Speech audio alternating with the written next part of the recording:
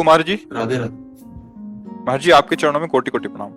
महाराज जी, मेरी जिंदगी में मेरे माता पिता और बड़े भाई का बहुत बड़ा स्थान है, पर जब वो मुझे समझते नहीं हैं तो मुझे बहुत क्रोध आता है और मैं उन्हें बहुत दुख पहुंचाकर पाप करता हूँ। अपने माता पिता और भाई बहन कैसे सुधारूं? नहीं नहीं, अपने आप का कर्तव्य क्या है? देखो, हमारे पास अगर आए हो आप तो भगवान की कृपा पात्र हो। बिना कृपा के आप ऐसे नहीं बैठ सकते। आपका कर्तव्य क्या है?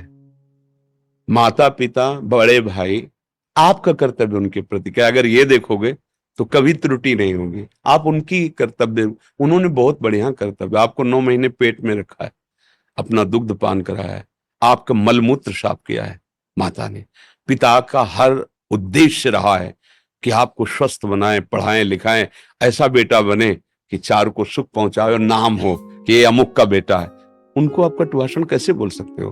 बड़े भाई हैं, ठीक है, उनका स्वभाव, उनका प्रभाव, उनकी चाहत उनका है। मेरा कर्तव्य क्या? मैं उनके छोटा हूं, झुक के पैर छूना, जो बात करना, बस ये ध्यान रखना मेरे बड़े भाई हैं, इतना सम्मान। आगे बढ़ जाओगे। देनहार कोई और है। मान लो जैसे संपत्ति बंटवारे में ना भाई भाई को मार देते हैं, लड़ाई, बहुत मूर्खता है। उसके पैर छुओ।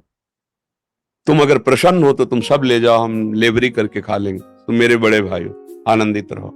झगड़े की जरूरत नहीं, मारने की जरूरत नहीं। देने वाला इतना महान है कि जब तुम्हारी महानता देखेगा ना तो देखता रह जाएगा। उसके पास तो एक सीमित है, वो असीम सामर्थ्यशाली आपके पक्ष में हो जाएगा। पर ये बात जल्दी समझ में नहीं आती ना। छोटी छोटी संपत्ति, छोटी छोटे पैसे में हम अपने बड़े जनों का अपमान कर देते हैं, हिंसा कर देते हैं, ऐसे अपराध कर देते हैं कि जीवन दुखी हो जाता है। नहीं नहीं, आप विवेकवान बनो। हाँ, माता पिता और बड़े बुजुर्ग जन या बड़े अपने से जो पद में हैं, हमें उन्हें प्रणाम करना चाहिए। देने वाले तो प्रभु है, आप समझो। जब आप अच्छे आचरण करोगे, आपके अशुभ नष्ट होंगे, सुखी हो जाओगे। एक आह भरा आशीर्वाद होता है। अगर वो आपको गालियां दे रहे हो, आप उनकी सेवा में ही हो, नम्र हो, तो वो जबान से गाली दे रहे हैं लेकिन अंदर से समझ रहे हैं कि इतना कटु व्यवहार करता हूं फिर भी ये ऐसे, तब अंदर से जाओ सुखी रहो। भीष्म जी के पिता ने कहा था कि जाओ बेटा, हमारे लिए तुमने सुखों का त्याग किया, ब्याह नहीं करूंगा, संतान नहीं उत्पन्न करूंगा, राज सिंहासन नहीं ग्रहण करूंगा, तो जाओ, जब चाहोगे तभी मृत्यु तुम्हें छू पाएगी। इच्छा मृत्यु का वरदान पिता ने दिया था। जाओ, मृत्यु तभी छुएगी जब तुम चाहोगे, अन्यथा मृत्यु की भी ताकत नहीं कि तुम्हारा स्पर्श कर ले। तो माता पिता में भी भगवान ही है, और भाई तो भगवान है ही है, बड़े भ्राता है। उसी गर्भ में रहे जिसमें हम रहे, तो हमारा तो पूज्य है ही। अब ये सब सौहार्द बुद्धि भ्रष्ट होने के कारण नष्ट हो रही है।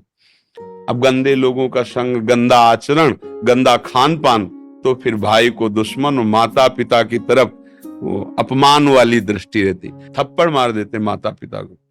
जिन हाथों में तेल मालिश करके उन्होंने परोपकार के लिए, परम कर्तव्य करने के लिए हमें पुष्ट किया, मैं उन्हीं हाथों से उनको पीट रहा हूं, उनको गाली दे रहा हूं। उसी जबान से जिन्होंने मुझे बोलना सिखाया, जिन्होंने पकड़ के चलना सिखाया, उन्हीं को हम कष्ट। मतलब थोड़ा विचार करके क्या होता है, हमारी पशुता बुद्धि में छा जाती है, तो अपने बड़े जनों को, बुजुर्ग जनों को ऐसे कभी मत करना बच्चा। अब लो नशानी अब ना सही हो, हम जो कहें उस बात को समझ जाओ। यदि माता पिता और बुजुर्गों का और बड़े जनों का आदर करोगे ना, तो हम ये नहीं कहते तुम्हारा पति बन जाओगे, लेकिन जो अरबपति को सुख नहीं वो तुम्हें मिल जाएगा। हृदय में संतोष, धैर्य, शांति, गंभीरता, बात समझ लो।